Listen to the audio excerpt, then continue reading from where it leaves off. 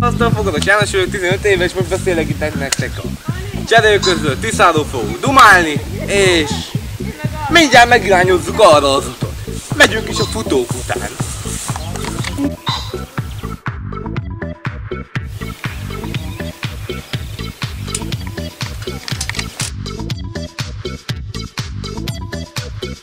Sziasztok! Sorozatunk újabb epizódjához érkeztünk. Itt vagyunk most éppen a Tiszadási kikötőben. A Tiszató kb. 70 km hosszúságú, a marra található Tiszafürdeti kikötői térségünk.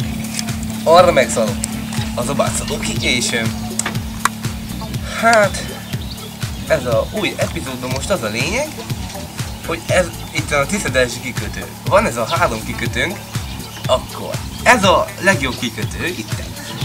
Mi számunkra, mert mi delsiek vagyunk. Tehát most elmondom, hogy milyen lehet a víz. Ez hideg. Most ez strandolásra nem valami jó alkalmas lenne, tehát ajánlom, hogy a nézőknek, hogy ne strandoljanak benne.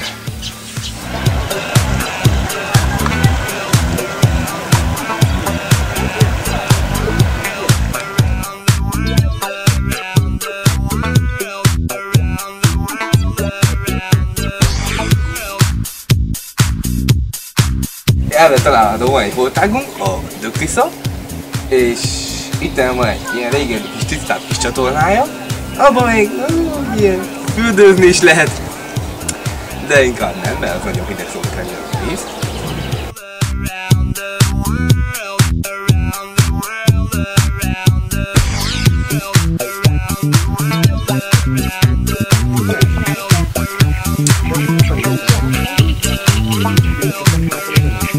Köszönöm a hallgatóknak, hogy megfigyeltek. Sziasztok!